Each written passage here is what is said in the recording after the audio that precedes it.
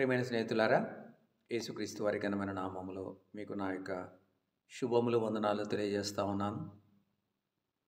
వచ్చే శుక్రవార దినాన్ని మనం గుడ్ ఫ్రైడేగా జరుపుకోబోతా ఉన్నాం.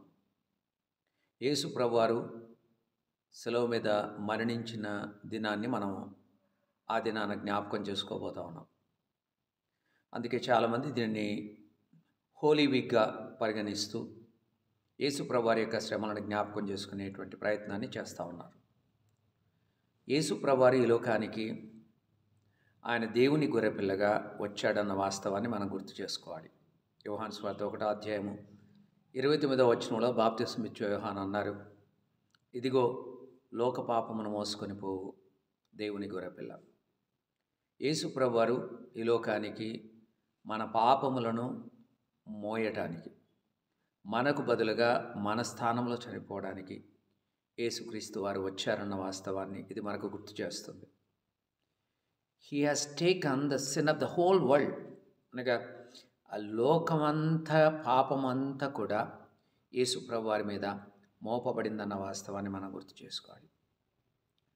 యేసు ప్రభు వారు మన కొరకు మన స్థానంలో చనిపోయారు కాబట్టి మనకు ఆ పాపముల నుండి ప్రాయశ్చిత్తము, మన అపరాధముల నుండి మనకు విమోచన దొరుకుతుంది అన్నటువంటి వాస్తవాన్ని మనం గుర్తు తెచ్చుకోవాలి.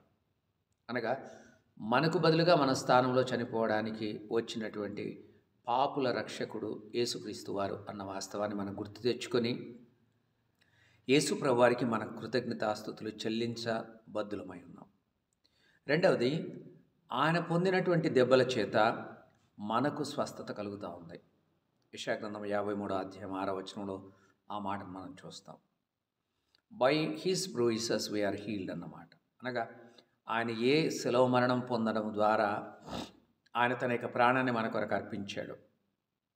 ఆయన పొందిన ఆ దెబ్బల వలన మనం స్వస్థత పొందుతున్నాం. శారీరకమైన స్వస్థత, మానసికమైన స్వస్థత, ఆత్మీయమైన స్వస్థత, ఇవన్నీ కూడా యేసు ప్రభువారు పొందిన దెబ్బల నుండి మనకు కలుగుతున్నాయి.